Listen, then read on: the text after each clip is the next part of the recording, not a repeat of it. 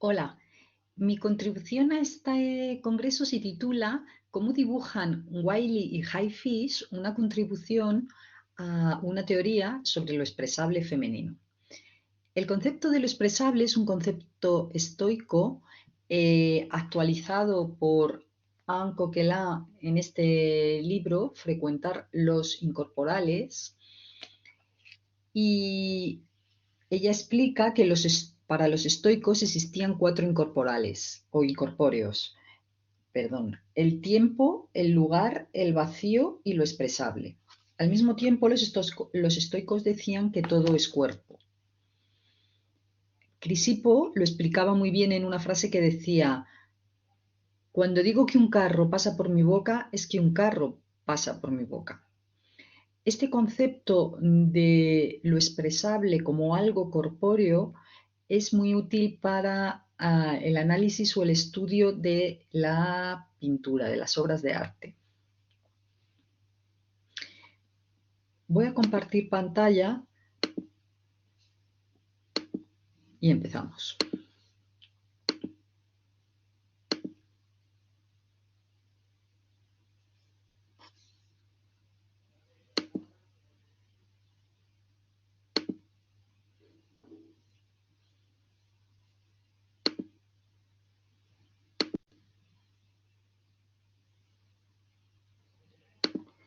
Cuando nosotros buscamos el expresable femenino que conduce a un trazo tan infantil en la obra de Rose Wiley y de Anna Highfish, nos vamos a preguntar qué tenemos, cómo funciona esa forma de dibujar, dónde aparece y por qué. ¿Qué expresiones crean un expresable común? Ese expresable nos va a dar una idea del porqué, que es una idea más ajustada o más interesante que simplemente ver cómo funcionan las causas y los efectos. Rose Wiley es una pintora británica que fue descubierta muy tarde, casi con 70 años, con más de 70 años de hecho. El tamaño de sus lienzos es gigante, utiliza la tela en crudo, sin preparar. Su línea es muy gruesa y empastada. Ella lo compara jocosamente a repartir la crema por un pastel. Eh, a veces cuando se equivoca o para corregir el trazo, utiliza unos brochazos muy evidentes o cose un trozo de lienzo crudo para continuar dibujando. El uso del trazo en ella es a veces contorno, como en el cuello del cisne, y a veces silueta, por ejemplo, en estas patitas que nos indican el desastre, ¿no?, que está a punto de suceder. Hay también una ausencia de escala. Por ejemplo, el cisne es más grande que el caballo y deformaciones anatómicas evidentes, ¿no?, como el cuello del caballo. Una deformación muy característica en ella es la falta de cráneo en las figuras, por no seguir el principio que nos explica Betty Edwards de que la distancia del ojo a la barbilla tiene que ser la misma que la que hay hasta detrás de la oreja para permitir el volumen craneal. También a veces escribe es muy común, escribe mucho en sus lienzos con una caligrafía bastante torpe. Highfish, por su parte, es una dibujante alemana. Su primera obra se titulaba The Artist y recopilaba una serie de viñetas en un librito en 2017. Ella utiliza una viñeta muy grande y la maquetación es muy simple. Aquí vemos que es una viñeta por página y con un pequeño texto debajo. Cuando traza esa viñeta, a veces se nota que se le ha corrido o no es precisa en los bordes. Ella también, como Wiley, utiliza un trazo eh, seco que a veces es contorno y a veces silueta, trazo tembloroso. Aquí estas piernas son siluetas y esto es un contorno. y también tiene, digamos, es característico en ella una caligrafía bastante descuidada que a veces se corta, y esto es muy poco común en la novela gráfica. Veamos cómo funciona la forma de dibujar de Wiley. En este cuadro del gigante verde, que comparo aquí con este coloso de Goya o atribuido a Goya, observamos que hay una organización espacial muy similar. Hay un primer plano, un valle, detrás unas montañas nevadas más lejanas y arriba nubes de tormenta. Pero aun teniendo esa organización espacial tan similar, la relación que une estos elementos no es la perspectiva. Por ejemplo, hay errores evidentes como que este árbol que está en primer plano es mucho más pequeño que aquel que está en el fondo, que tiene un tamaño imposible. Entonces, para comprender la distribución de los elementos, debemos fijarnos en esta figura que es central, que es el avión, que nos indica que el personaje es un gigante. Ese avión, si nosotros trazamos una línea por ese avión, la parte de arriba tiene una escala diferente. Por ejemplo, el cuello del gigante es enorme y este avión entonces mide aproximadamente 2,5 cuellos de tamaño. Es coherente. Lo que pasa por encima de la línea del avión tiene unas características de tamaño diferentes de lo que sucede debajo de ese avión, que es en las que las cosas pueden ser más pequeñas. Tener un tamaño más pequeño. Es algo parecido a lo que sucede cuando miramos una cuchara o un objeto sumergido en un vaso con agua, que la parte de que está sumergida tiene una escala diferente de la que está fuera, del agua. En cuadros como este se observa una gran falta de realismo, que ya comentamos, por ejemplo, en la falta de cráneo, pero está a la vez mezclada con una observación muy atenta. Por ejemplo, esta luz rojiza que se forma en el interior del hueco popliteo detrás de la rodilla. Aquí, en este cuadro, Wiley hace una serie de rimas formales muy características. Por ejemplo, ella observa el ángulo de unas tijeras abiertas y lo equipara a un gran salto. De forma que esta chica, Scissor Girl, si aquí hubiera escrito con una C, sería una chica Scissor, sería una chica tijera. Igualmente, por ejemplo, los ángulos del perfil tienen una resonancia en esta estrella que le sugiere pintar un universo negro y que tiene unos ángulos que confieren a las estrellas una apariencia saltarina. De forma que lo expresable en este cuadro tiene que ver con estas formas y estos ángulos.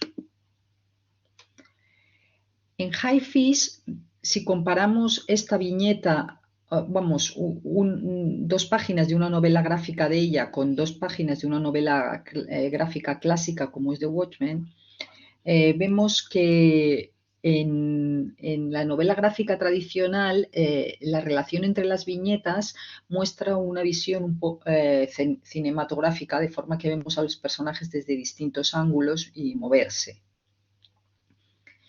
En Hi-Fish las viñetas son mucho más independientes. No guardan esa relación de registrar todo el movimiento. Igualmente el color, ambos utilizan los colores planos, pero por ejemplo en esta figura del hombre en sombra, azulado, tiene unas manchas de color amarillo, sobre todo en la coronilla, que indican una situación lumínica, mientras que en Hi-Fish el color es convencional. El suelo es amarillo, pero podría ser perfectamente naranja, y la cama amarilla a su vez. El trazo de Hi-Fish es también en ocasiones torpe y simplificado, por ejemplo, en las manos y en los pies de este personaje, pero otras veces refleja una observación realista o muy atenta, como por ejemplo en las líneas del aparcamiento o en estos topes. También esta forma infantil de colorear transmite algo de este carácter infantil o vulnerable al personaje. Si explicamos un poquito el expresable estoico, nos podemos referir a una definición que hizo Rose Wiley de la pintura, diciendo que para ella la pintura es algo hecho. Primero no sabes dónde estás y de repente lo has hecho y puedes mirarlo. Podría haber dicho incluso se ha hecho y puedes mirarlo. Digamos que la pintura, la obra, es un expresable estoico en el sentido de que es incorpórea y corpórea. Las estrellas están ahí pintadas, son cuerpos. Pero también son expresables, unas organizaciones formales, incorpóreas, unas formas inelegantes, unas formas saltarinas, por medio de las cuales se crea la pintura. Cuando digo por medio, no quiero deslizar la idea de que existe una estrella en la mente de Wiley que posteriormente encuentra su expresión. Digamos que antes de la expresión de esa estrella tal y como es, saltarina y torpe, no hay estrella que expresar. Por eso decimos que las estrellas son lo expresable que se pinta. Lo que se pinta, ese trazo inelegante, esas formas rojas, esos ángulos de salto, son lo que nos habla, lo que nos cuenta, lo que nos transmite, lo que nos expresa la estrella. Porque aquí no hay escrito unas palabras que nos diga forma de 1, 2, 3, 4, de 5 puntas que parece una estrella. Es el expresable el que lo hace. Para concluir, nosotros, si nos preguntamos qué expresable femenino conduce a esta forma de dibujar, digamos que ese trazo inelegante, ese expresable característico, tiene relación con el arte infantil, tiene relación con el realismo y con la abstracción. Digamos que Wiley pinta como una niña de 7 a 10 años en la que los elementos guardan una relación entre sí, pero es una relación que no tiene por qué ser realista. Por ejemplo, esta falda aquí desaparece, pero nosotros sabemos que esta parte y esta parte pertenecen a la misma falda. En cuanto al expresable característico de Anna Highfish, también tiene relación con el arte ingenuo, también tiene relación con el realismo y con el arte abstracto. Digamos que ella puede dibujar, parecido a una niña de 12 o 14 años, que puede dibujar tanto lo que es más visible como cosas más intangibles como el agotamiento que muestra este cocodrilo que está exhausto porque se está todo el rato peleando con la princesa serpiente que se quiere comer a la delegación de los ratones. Hay una observación realista, ¿no? El pelo tirante a partir del espejo, del peine, ¿no? Y aquí más suelto, y también explora el trazo. En las obras de Highfish siempre hay un trazo independiente, un poco, ¿no? Como en los grafitis, en la camiseta, en este cuadro, ¿no? Que aparece ahí en el hotel. Entonces, si nos preguntamos por qué dibujan con un trazo tan inelegante y tan molesto, por qué utilizan este expresable, es porque comparten con los niños, ¿no?, el principio de establecer relaciones expresivas entre los elementos, pintando lo que se sabe junto a lo que se observa. Por ejemplo, aquí he metido un banco de Wiley en una escena de Highfish, la luna podría funcionar, y vemos cómo el dibujo de, por ejemplo, estas patas del banco, que son unas patas insectívoras parecidas ya a una especie de saltamontes, o igual que estas patas muy curvadas, más blanditas y demasiado largas para ser de un cocodrilo real, eh, eh,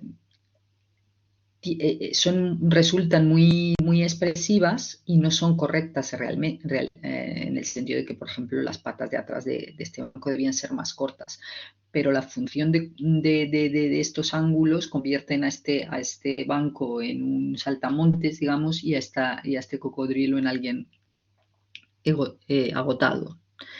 También hay un placer en el trazo que es pastoso, muy pastoso en el caso de Wiley, que le produce un placer evidente, y es seco y sonoro en el caso de Highfish.